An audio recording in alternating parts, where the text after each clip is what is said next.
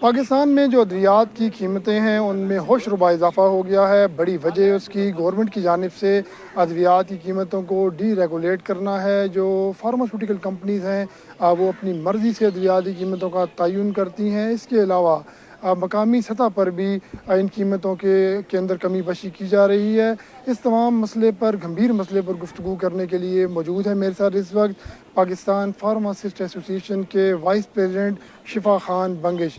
شفا صاحب، وقت دینے کا بہت شکریہ۔ یہ بتائیے گا کہ یہ بڑا گمبھیر مسئلہ ہے، ادویات کی قیمتوں میں ہوش ربا اضافہ ہو گیا ہے، کیسے یہ اضافہ روکا جائے؟ بسم اللہ الرحمن الرحیم۔ دیکھیں بھائی جان، اس کے لیے پرائسنگ کو سمجھنے کے لیے سب سے پہلے ہمیں یہ سسٹم سمجھنا بہت ضروری ہے۔ ہمارے پاس دو طرح کی ادویات یا پروڈکٹس کی کیٹیگریز ہیں۔ ایک وہ ہوتی ہیں جو ساری کمپلیٹ فنش فارم میں باہر سے آتی ہیں، اور ایک وہ ہیں جو یہاں بنتی ہیں۔ اب جو باہر سے آتی ہیں تو وہ ٹوٹلی آپ کی ڈائریکٹلی پروپورشنل ہے فارن کرنسی کے ساتھ، تو جیسی فارن کرنسی اپ ڈاؤن ہوتی ہے تو اس کے ساتھ ان کی پرائسز اور شارٹیجز آنا شروع ہو جاتی ہیں۔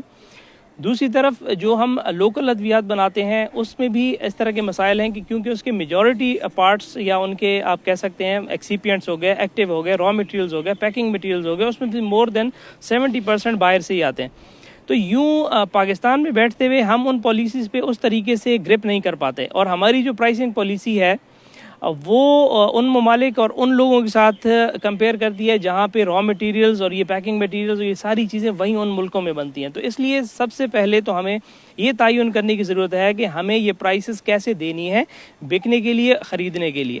اب اس کے تناظر میں ہماری اتھارٹیز نے لسٹس بنائی ہیں، ایسینشیل میڈیسن لسٹ اور نان ایسینشیل میڈیسن لسٹ۔ اب وہ کس طریقے سے بنی ہے، ان میں کون سے سروس تھے، WHO کا کتنا انپٹ تھا، لوگوں نے کیسے دیکھا۔ ہماری ریکمنڈیشن یہ ہے کہ یہ ٹائم ٹو ٹائم اپڈیٹ ہونی چاہیے، کوارٹرلی ہوں، 6 منتھلی ہوں، اینولی ہوں، جو بھی ہوں، تمام سٹیک ہولڈرز کو اعتماد میں لیتے ہوئے یہ لسٹیں بنیں۔ اچھا، ان لسٹوں میں کیٹیگری وائز ڈرگز ہونی چاہیے، نہ کہ فارمولا وائز۔ اب فار ایگزامپل ہم انہی لسٹوں کو اگر دیکھتے ہیں تو نان اسینشیل میں ڈی کنٹرولڈ اور کنٹرولڈ میں اگر اس طرح کی سیم جنیرک اگر 2 حصوں میں تقسیم ہو جائے تو اس سے کیا ہو رہا ہے آج کل کہ ہماری تمام پرسکرپشن ڈائیورٹ ہو رہی ہے ڈی کنٹرول ریٹس پہ۔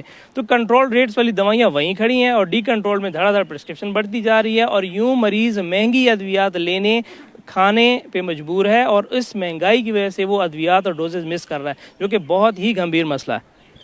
شفا صاحب، مسئلہ صرف یہاں ادویات کی قیمتوں میں اضافے کا نہیں ہے، یہاں جو بیکورڈ ایریاز ہیں، خصوصاً جو اندرون سندھ ہے، اندرون پنجاب ہے، یا گلگت بلتستان ہے، یا بعض کشمیر کے علاقے ہیں، ایون بڑے شہروں میں بھی جو لو کوالٹی کی ادویات ہیں وہ، یا بعض جگہوں پر تو فیک میڈیسنز جو ہیں ان تک کی سپلائی کی جا رہی ہے۔ ڈرائیو اس حوالے سے الرٹ بھی جاری کرتا ہے، اقدامات بھی کرتا ہے، لیکن یہ معاملہ رکنے میں نہیں آ رہا۔ اس کا آپ کے خیال میں کیسے سازجواب ہو سکتا ہے؟ دیکھیں، اس طریقے سے دیکھا جائے تو ہمارے ادارے بہت اچھا کام کر رہے ہیں۔ ہمارے صوبائی ڈرگ کنٹرول ونگز بہت تندہی سے صبح شام اس پہ کام کرتے ہیں، اسپوریس اور جعلی ادویات کو پکڑتے ہیں، دیکھتے ہیں، ان کے بڑے ریٹس ہوتے ہیں، فیکٹریاں پکڑتے ہیں۔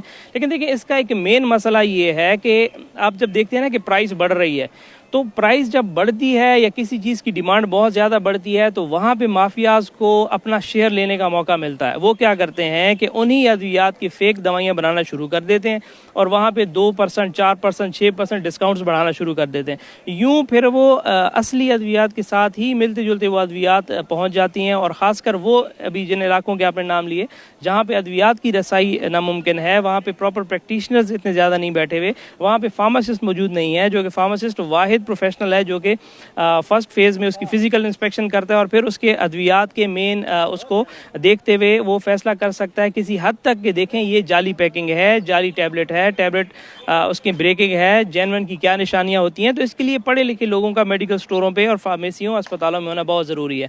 تو اس حوالے سے فارماسسٹ اس ملک میں موجود ہے، لیکن اس کو اس طریقے سے اس کی ایکسپرٹیز کو یوٹیلائز نہیں کیا جاتا۔ تو فارماسسٹوں کو جتنا زیادہ ہم پھیلائیں گے، جتنا زیادہ اس کے ہاتھ میں کنٹرول دیں گے، سپلائی چین دیں گے، کنٹرول دیں گے، ڈسٹریبیوشنز دیں گے، سیلز دیں گے، تو یوں اس طریقے سے کسی حد تک یہ چیزیں کنٹرول ہوتی جائیں گی۔ بہرحال اس کے لیے بڑی تندہی سے کام کرنے کی ضرورت ہے کہ پاکستان میں فیک میڈیسن اور جتنی بھی اسپوریس ہیں اس کو کنٹرول کرنے کے لیے ہم سب لوگوں کو مل کے اس کا کلا کما کرنا پڑے گا۔